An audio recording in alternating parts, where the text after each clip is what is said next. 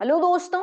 आज जो है हम मार्केटिंग मैनेजमेंट का जो है क्वेश्चन पेपर देखने जा रहे हैं, जो हाल ही में मार्च 2024 यानी कुछ ही दिन पहले जो है कंडक्ट किया गया था by DAVV university. BCom third year का पेपर है ये, of marketing management group B.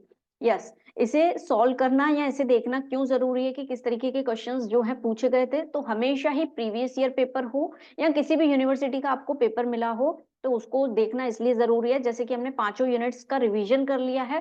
अब वो रिवीजन पे एक कॉन्फिडेंस बिल्डअप होगा जब हम प्रीवियस ईयर क्वेश्चन पेपर देखेंगे कि किस तरीके के क्वेश्चंस जो हैं एग्जाम में पूछे जाते हैं, है ना। और फिर हमें कॉन्फिडेंस बढ़ जाता है कि हाँ, ये हमने रिवीजन किया है और इस तरीके के क्वेश्चंस जो है पूछे जा रहे हैं, यानी डेफिनेटली वो हमको बढ़ जाएंगे। तो previous year question paper solve करना हमेशा जरूरी होता है। So let us see which questions are been asked, किस तरीके के क्वेश्चंस जो हैं पूछे गए हैं एग्जामिनेशन में। तो मैक्सिमम मार्क्स 70, मिनिमम 25, टाइमिंग दिया हुआ है 3 इयर्स, फिर नोट दिया हुआ है जिसको हम इंग्लिश में पढ़ लेते हैं। Each section is compulsory, the marks distribution is same as shown in the question paper. Okay, हर सेक्शन जो है कंपलसरी है और मार्क्स डिस्ट्रीब्यूशन सेम है, जैसे कि जहां पे क्वेश्चंस हैं उसके पास में ही हमें मार्किंग दी होगी। The blind students will be given 60 minutes extra time. जो ब्लाइंड स्टूडेंट्स रहेंगे उन्हें 60 मिनट्स एक्स्ट्रा मिलेंगे, यानी 1 आवर एक्स्ट्रा मिलेगा उनको। University has all the rights to change the distribution of marks. और यूनिवर्सिटी के पास पूरा राइट है, पूरा अधिकार है कि वो मार्किंग जो है, डिस्ट्रीब्यूशन जो है वो चेंज कर सकते हैं। ठीक है, अब बढ़ते हैं टुवर्ड्स द क्वेश्चंस देखते हैं हम डायरेक्टली। तो सबसे पहले सेक्शन ए में ऑब्जेक्टिव क्वेश्चंस दिए गए हैं। सो लेट अस सी कौन से ऑब्जेक्टिव क्वेश्चंस जो हैं पूछे गए हैं। तो 6x1 यानी 6 मार्क्स के ऑब्जेक्टिव क्वेश्चंस दिए गए हैं, 1 मार्क ईच, और 6 ऑब्जेक्टिव्स आपसे पूछे गए हैं। So let us solve question number 1। According to Pyle, how many activities are included in marketing. Marketing में कितनी एक्टिविटीज इंक्लूडेड है, पाइल के अनुसार विपणन में कितनी क्रियाएं शामिल होती है।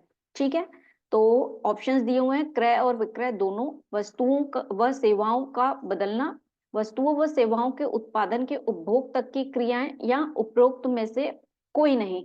तो पायले जी जो बोलते हैं वो प्रेफर करते हैं, उनके हिसाब से मार्केटिंग जो है it includes both buying and selling. तो ऑप्शन ए जो है वो सही आंसर है। ठीक है, नेक्स्ट जो है क्वेश्चन नंबर 2। उत्पाद अवधारणा शब्द का प्रयोग सबसे पहले किसके द्वारा जो है किया गया था। तो the term product concept was first used by, तो ऑप्शंस दिए हुए हैं, फिलिप कोटलर, थियोडोर लिविट, फिर डब्ल्यू जे स्टेटन और आर एस धवर। तो जो है ऑप्शन नंबर बी जो है सही है। थियोडोर लेविट ने जो है फर्स्ट टाइम ये कंसेप्ट लेके आए थे, प्रोडक्ट कंसेप्ट। ठीक है, आगे बढ़ते हैं। According to William Stanton, the phases of pricing determination process are, कितने फेसेस होते हैं प्राइसिंग डिटर्मिनेशन के। तो ये इसका एक्यूरेट आंसर तो नहीं मिल पाया है, बट अकॉर्डिंग टू मी 8 हो सकता है। यदि आपको परफेक्ट कहीं से ऑप्शन आंसर समझ में आ रहा है तो आप इसको कमेंट सेक्शन में बताइए, ताकि बाकी सब स्टूडेंट्स भी, उनको भी क्लैरिटी मिल सके कि इसका करेक्ट आंसर आपको क्या मिल रहा है। अकॉर्डिंग टू मी 8 हो सकते हैं, बट एग्जैक्ट डाटा जो है नहीं मिल पाया। यदि आपके पास कुछ एग्जैक्ट इन्फॉर्मेशन हो कि हाँ इतने प्राइस डिटर्मिनेशन के फेसेस होते हैं, तो आप प्लीज उसको कमेंट सेक्शन में क्लैरिटी वे में बताइए, ताकि सबकी मदद हो पाए। ठीक है, नेक्स्ट क्वेश्चन नंबर 4। व्यक्तिगत विक्रय में शामिल है, यानी personal selling include selling services to customer, developing goodwill of the firm, की ऑल ऑफ द अबव। तो इसमें जो है ऑल ऑफ द अबव जो है सही आंसर है, क्योंकि पर्सनल सेलिंग में सेलिंग होती है, फिर सर्विसेज टू कस्टमर दी जाती है, और वहां पे कोशिश की जाती है कि फर्म की गुडविल जो है बढ़े, क्योंकि इंटरेक्शन जो है आमने सामने होता है। ठीक है, अब आते हैं हम towards the 5th question. Who among the following can reappoint as the same person as its member? निम्नलिखित में से कौन सा मंच उसी व्यक्ति को अपने सदस्य के रूप में पुनः नियुक्त कर सकता है। ऑप्शंस दिए हुए हैं, district forum, state commission, national commission and none of this. तो नेशनल कमीशन को जो है ये राइट है कि वो अपने मेंबर्स को रीअपॉइंट कर सकते हैं। ये आपका क्वेश्चन जो है कंज्यूमर प्रोटेक्शन एक्ट से जो है पूछा गया है। ठीक है, यस। Question number 6। डैश किसी भी विज्ञापन व विपणन अभियान की नींव है। Dash is the foundation of any advertising और मार्केटिंग कैंपेनिंग। तो ऑप्शंस क्या दिए गए हैं? Research, target segmentation, creative brief, media planning. तो ऑप्शन सी क्रिएटिव ब्रीफ, रचनात्मक संक्षिप्ति जो है इसका सही आंसर है। ओके, यहाँ पे जो है क्वेश्चन नंबर 6 जो है कंप्लीट होता है और यहाँ पे हमने 6 ऑब्जेक्टिव्स जो हैं देख लिए। अब बढ़ते हैं टुवर्ड्स द नेक्स्ट सेक्शन। तो जो है सेक्शन नंबर बी और शॉर्ट आंसर क्वेश्चंस, लघु उत्तरीय प्रश्न जो है पूछे गए हैं।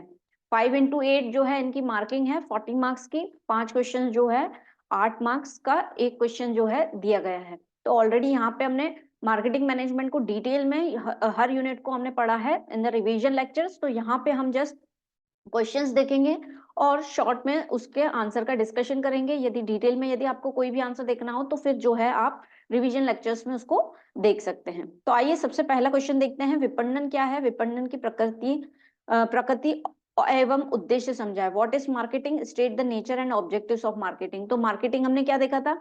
ऐसी एक्टिविटीज जो कि प्रोडक्ट और सर्विसेज को जो है प्रमोट करने के लिए की जाती हैं, उसी को ही हम कहते हैं दैट इज द मार्केटिंग। उसके लिए फिर कस्टमर की नीड को समझना, एडवर्टाइजमेंट करना, सेल्स को प्रमोट करने के लिए जितनी भी एक्टिविटीज हैं, मार्केट को समझना, डिमांड को समझना, वो सभी जो है मार्केटिंग में इंक्लूडेड हैं, जो कि हमने डिटेल में पढ़ा हुआ है। हिंदी में देख लें क्या विपणन क्या है? विपणन की प्रकृति एवं उद्देश्य समझाइए। ठीक है, पढ़ लिया था हमने। और में क्या पूछा गया है? विपणन पर्यावरण से आप क्या समझते हैं? विपणन निर्णयों का पर्यावरण का क्या प्रभाव पड़ता है? वर्णन कीजिए। What do you understand by marketing environment? How the environment affect the marketing decision, describe. तो ये भी हमने क्वेश्चन सॉल्व किया हुआ है। मार्केटिंग एनवायरनमेंट क्या होता है? ऐसे सभी फोर्सेस जो कि डायरेक्टली या इनडायरेक्टली जो है मार्केटिंग एक्टिविटीज, किसी भी बिजनेस या किसी भी ऑर्गेनाइजेशन की मार्केटिंग एक्टिविटीज को इम्पैक्ट करता है, उसी को ही हम क्या कहते हैं? Marketing environment. जो कि आपको याद हो तो हमने डायग्राम वे में उसको पढ़ा था। इट इज माइक्रो एनवायरनमेंट होता है जो डायरेक्टली बिजनेस ऑर्गेनाइजेशन से इम्पैक्ट होता है, और एक होता है मैक्रो एनवायरनमेंट जो इनडायरेक्ट वे में due to demographic factor, social factor, political factor, ये मैक्रो होते हैं। और जो माइक्रो होते हैं वो डायरेक्टली बिजनेस ऑर्गेनाइजेशन के कारण जो है इम्पैक्ट डालते हैं, जैसे कि कस्टमर हो गया, प्रोडक्ट हो गया, वो मार्केटिंग को जो है इम्पैक्ट करते हैं। That is known as marketing environment में, है ना? इसको हमने डिटेल में देखा हुआ है। Next question, question number second. What do you mean bye branding of a product? उत्पाद की ब्रांडिंग से आप क्या समझते हैं? Explain the characteristics of a good brand. एक अच्छे ब्रांड की क्या विशेषता है? तो ब्रांड हमने देखा था कि किसी भी प्रोडक्ट की आइडेंटिटी को जो है दर्शाता है ब्रांड। वो किसी नाम से हो सकता है, सिंबल से हो सकता है, या डिजाइन से होता है। वहां पे हमने एग्जाम्पल लिया था टाटा सॉल्ट का, है ना? किस तरीके से वो लिखा रहता है तो वो उसकी ब्रांड को दर्शाता है। एक अच्छी ब्रांड की कैरेक्टरिस्टिक्स हमने ये देखी थी कि जो ब्रांड के अक्षर हैं या सिंबल हैं वो शॉर्ट होना चाहिए, इजिली अंडरस्टूड होना चाहिए, प्रोनाउंस हम उसको अच्छे से कर पाए, सजेस्टिव होना चाहिए। इस तरीके की चीजें जो है हमने डिस्कस की थी। अब इसी में ही और में क्या पूछा है? What do you mean by product life cycle? Discuss the stages and importance of product life cycle in marketing. तो हमने देखा था प्रोडक्ट लाइफ साइकिल की 5 स्टेज होती है। कभी भी प्रोडक्ट जब भी इंट्रोड्यूस होता है तो सबसे पहली होती है इंट्रोडक्शन होता है। यहाँ पे लिख लेते हैं इंट्रोडक्शन जो है होता है। और इंट्रोडक्शन के बाद जो है सेकंड स्टेप आती है, that is the step of growth. और ग्रोथ के बाद जो है प्रोडक्ट मैच्योर हो जाता है, जिसको हमने एग्जाम्पल वे में समझा था।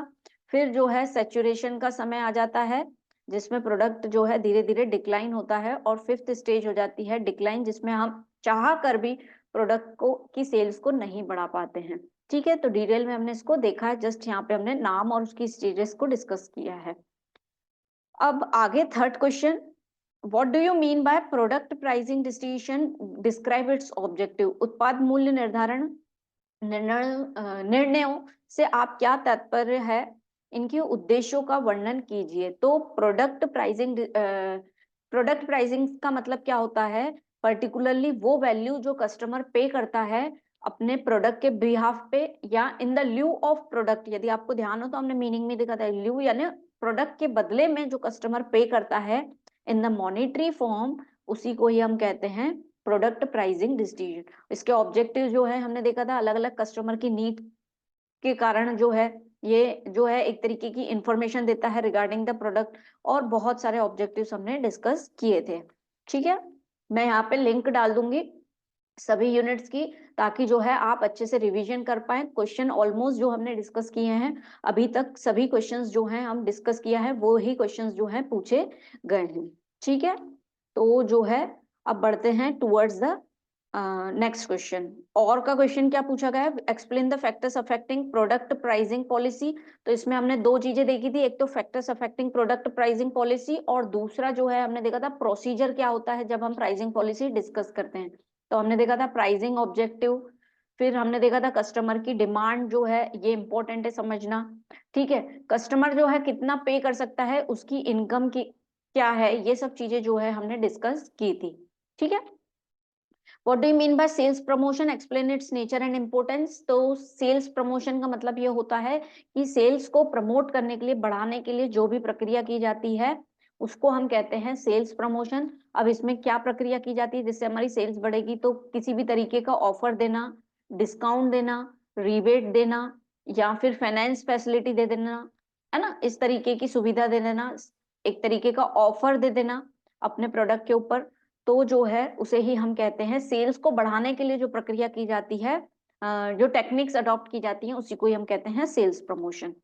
फिर नेक्स्ट क्वेश्चन, व्यक्तिगत विक्रय से आप क्या समझते हैं, what do you understand by personal selling, इसकी इंपॉर्टेंस एंड लिमिटेशंस। तो पर्सनल सेलिंग हमने पढ़ी थी कि जब फेस टू फेस इंटरेक्शन होता है between the buyer and seller, उसको हम कहते हैं पर्सनल सेलिंग। यानी जब बायर और सेलर दोनों आमने सामने मौजूद हैं और प्रोडक्ट सेल कर रहे हैं, that is known as personal selling.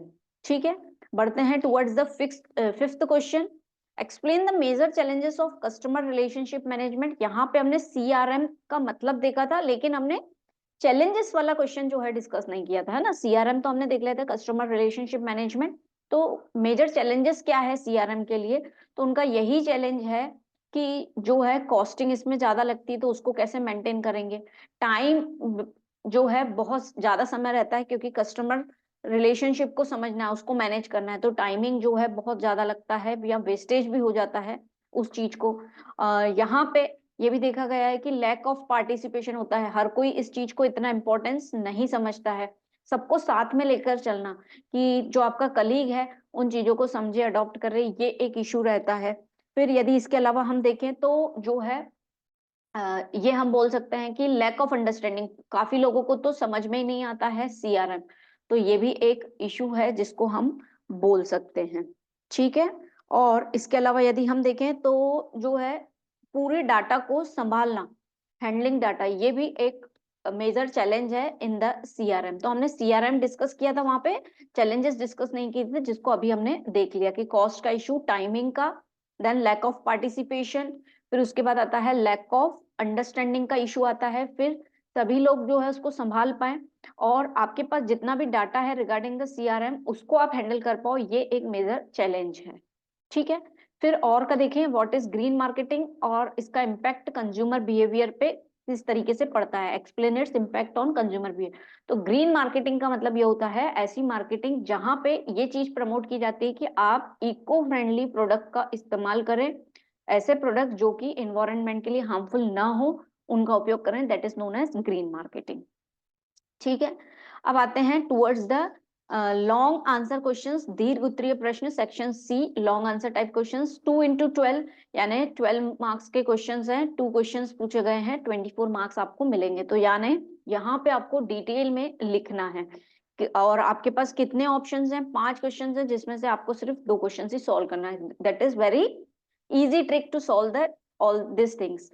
Okay, सबसे पहले describe the recent trends in marketing in India. ये टोटली हमने ऑलरेडी डिस्कस कर लिया है कि अभी रीसेंट ट्रेंड्स मार्केटिंग का क्या चल रहा है, तो उसमें हम क्वालिटी कॉन्शियस रहते हैं, कस्टमर की नीड को आइडेंटिफाई करते हैं। हमने 6-7 पॉइंट जो हैं डिस्कस किए थे, जिसको आपको अब क्वेश्चन जो है 12 मार्क्स में है, तो आपको उसको डिटेल में पैराग्राफ वाइज एक्सप्लेन करना रहेगा। ठीक है, आगे देखें, explain the concept of marketing mix. तो मार्केटिंग मिक्स जो है 4 एलिमेंट से बना हुआ है, ये हमने देखा था, प्रोडक्ट से, प्राइस से, देन जो है हमने देखा था प्रमोशन से, और इसका फोर्थ जो था दैट इज फिजिकल डिस्ट्रीब्यूशन, या जिसे हम फोर्थ पी कहते हैं दैट इज प्लेस। 4 P से बना है हमारा मार्केटिंग मिक्स, और जिसको हमने बहुत डिटेल में पढ़ा है, जैसे कि प्रोडक्ट जो है हमने सेकंड यूनिट में सेकंड पार्ट में पढ़ा है, फिर प्राइस जो है उसके लिए अलग से यूनिट थी, फिर उसको हमने देखा है, फिर प्रमोशन और प्लेस जो है अलग से। तो आप पूरा का पूरा जो है 12 मार्क्स में वो एक डायग्राम जो मैंने ऑलरेडी आपको बताया हुआ है वो डायग्राम आप बना सकते हो। उससे जो है आपकी मार्किंग अच्छी होगी। और दूसरा फिर आप उसको प्रोडक्ट को एक्सप्लेन करिए, जिसमें हमने ब्रांडिंग, लेबलिंग, पैकेजिंग को डिस्कस किया था, फिर प्राइसिंग फैक्टर्स को डिस्कस किया था। प्रमोशन में हमने अलग अलग चीजें देखी थी कि एडवर्टाइजमेंट कैसे होगी, है ना, इस तरीके से। तो आप पूरा का मार्केटिंग मिक्स, ये क्वेश्चन तो मस्ट आपको अटेंड करना चाहिए, क्योंकि इसमें आपको बहुत कुछ लिखने को मिल सकता है। ठीक है। फिर explain the various pricing methods, विभिन्न मूल्य निर्धारण विधियों का व्याख्या कीजिए। तो हमने प्राइसिंग के अलग अलग मेथड देखे थे, on the basis of cost के बेसिस पे, डिमांड के बेसिस पे एंड कंपटीशन के बेसिस पे। जिसमें हमने देखा था कॉस्ट के बेसिस पे मार्कअप मेथड होता है या कॉस्ट प्लस प्राइस मेथड। फिर हमने देखा था टारगेट रिटर्निंग मेथड, जिसमें ROI के बेसिस पे जो है प्राइसिंग की जाती है। फिर मार्जिनल इंक्रीमेंट मेथड देखा था। फिर ऐसे ही डिमांड के बेसिस पे हमने देखा था BEP एनालिसिस मेथड, जिसमें प्राइसिंग इस तरीके से फिक्स की जाती है कि लॉस ना हो। ऐसी कंडीशन रहती है जहां पे प्रॉफिट भी नहीं होता है, लॉस भी नहीं होता है, सेल्स जो है कॉस्ट के बराबर होती है। और फिर कंपटीशन के अंतर्गत जो है हमने बहुत सारे मेथड देते थे, स्कीमिंग प्राइसिंग, है ना, गोइंग रेट देखा था, पेनेट्रेशन देखा था।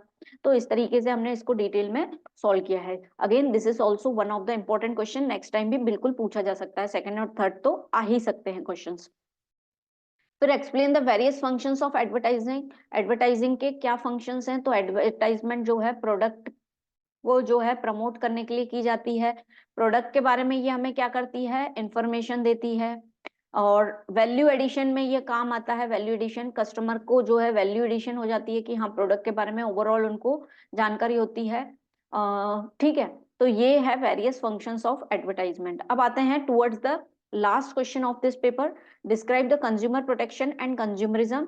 उपभोक्ता संरक्षण और उपभोक्तावाद को समझाइए। तो कंज्यूमर प्रोटेक्शन एक्ट जो है कंज्यूमर के इंटरेस्ट को सेव करने के लिए, सेफ गार्ड करने के लिए बनाए गए हैं, जिसमें उनके बहुत सारे राइट्स हैं। जो कंज्यूमर जो है यदि उनके साथ अनफेयर ट्रेड प्रैक्टिसेस होती हैं तो वो बिल्कुल अपने हक के लिए लड़ सकते हैं।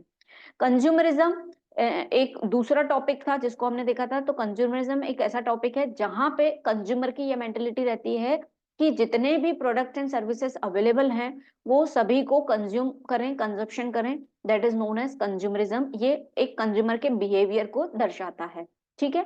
डिटेल में आप लेक्चर को देख सकते हैं, क्योंकि यहाँ पे भी यदि हम सेम चीजों को डिस्कस करें तो आपका टाइम वेस्ट होगा कि बार बार उसी चीज को जो है रिपीटेटिव वे में। तो शॉर्ट में हमने देख लिया कि किस तरीके के क्वेश्चंस पूछे गए थे, और एक आइडिया ले लिया टॉपिक्स का कि पर्टिकुलर टॉपिक में जो है किस तरीके की डीलिंग होगी। डिटेल जो है आप डिस्क्रिप्शन से पूरे रिवीजन लेक्चर्स का रिवीजन करिए, आपको बिल्कुल मदद मिलेगी एग्जामिनेशन में, और ये आपको हेल्पफुल रहेंगे towards achieving the good marks. Okay.